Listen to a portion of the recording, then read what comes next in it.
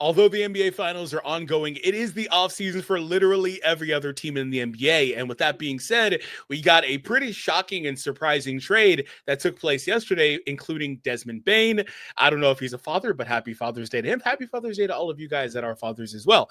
That being said, also the other guys involved in this trade. That being said, this did leave some people wondering what the plans are for the Memphis Grizzlies in regards to what they plan to be doing with the roster. Now, are they pivoting into a rebuild? Are they trying to retool? Like, what is the expectation with this team going into next season? And we do have a bit of intel on that in today's video. So make sure you do stick around and subscribe here to the Basketball Bulletin, where we keep you guys locked in with all the NBA news and rumors around the league. So per Real GM, we do have some information here. So let's go ahead and dive into it.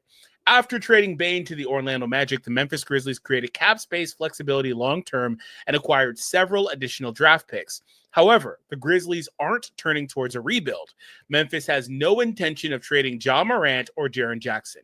So this is something that's interesting because people were wondering, like, hey, if Bane is getting you all this return, and yeah, some of it's probably to get off the KCP contract. He's seen as a bad contract right now, etc.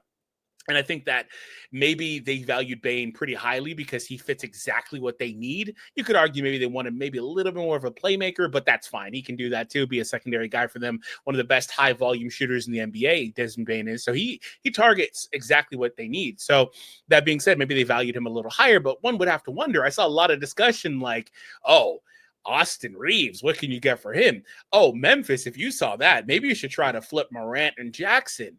Oh, and then it pivots into a whole Luka thing, which I'm not going to talk about in this video. But yeah, so that was an interesting thing from this. And it appears that they're not going to try to trade Jackson and Morant. They're not going to go for the rebuild route. Let me know in the comments down below. Do you think that is the right decision? You know, we had about 4 or 5 years where, you know, those three, these two and Bane, weren't able to get things to work the way that this team needed. They had some fun and good regular seasons, winning over 50 games, all that stuff.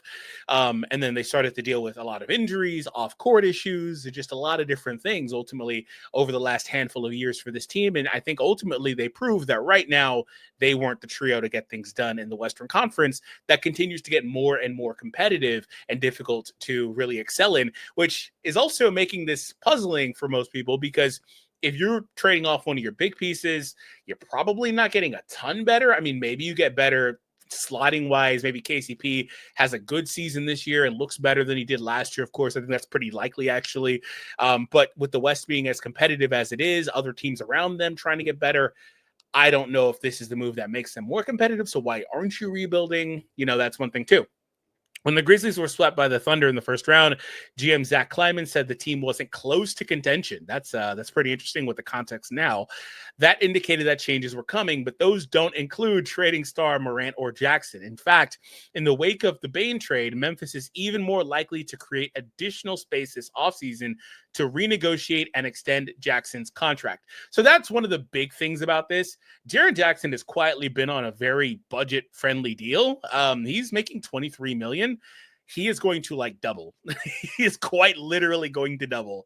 And so you would have had 3 guys. I believe Bane is mid-30s, maybe up to 40 in that area. You would have had 3 guys making that amount of money. And that largely ties up most of your flexibility and cap space and locking you into that core of 3 players. Did you want that to happen? Apparently, that's not the case. It's very clear that they plan to, of course, re-extend, as listed there, Jackson. And again, he's going to most likely double in salary. So that is pretty interesting, too. The Grizzlies also intend to play at a faster pace under now permanent head coach Thomas Isalo. I don't know how to pronounce his name, so forgive me for that. I'm sorry.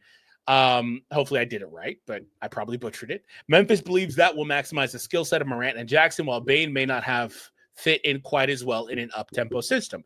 I think that's a pretty valid concern, I think. And yeah, so with Ja, let's start with Ja actually. So Ja's weird because he actually flashed like around here, 21, 22, 22, 23. He was putting up 26, 27 points per game. Even after that, 25. He had a pretty down year this year, but there were several things that are very different. I guess we were going to discount the 25 because he played 9 games that year. But anyway, several things were different. Firstly, the volume of usage was down, right? The 3-point shooting efficiency went down as opposed to that 21-22 season. Lastly, he didn't have the ball in his hands enough to really do what he needed to do. The shots were down, the minutes were down 5 as well. They didn't run an offense that was conducive to Ja being able to be Ja anymore. They really moved away from him. No more pick and roll play, all that stuff. And that really marginalized what he's able to do for you, setting aside the fact that he played 50 games this year. Like, he didn't really catch a rhythm. And if you look at Ja's splits month over month, you can kind of see how he just kind of was pretty mid for most of the season. And then they actually fired Jenkins on the late, I think like the 28th of March in that area. But anyway, around that time, and a little bit before, of course, Ja did play 8 games in March, but his production balloons. Like, he goes from averaging 20, 22, 21, 18, 22 points, right, in February to putting up 30 points the next 2 months in March and April, right? So basically, pre and post All-Star, he only played 50 games, by the way, but pre All-Star 32, 18 after, 20 points per game to 27.6 afterwards, right? And he started really upping the attempts. That's one of the big things for him with the three-point shooting. His three-point shooting volume, kind of ballooned post All-Star from 5 to 7. The efficiency didn't really go up a ton with it, but he did shoot pretty well in April, which I'm assuming is the playoff games. So anyway, this is just regular season, right? So yeah, he did pretty good in that stretch there, of course, prior to getting the injury. So that being said, I mean, Ja did show that he could show you that again, right? So I think what you're doing here, if you're Memphis, is you're hedging your bets on Ja returning to being a all-star, all-NBA level guy, right?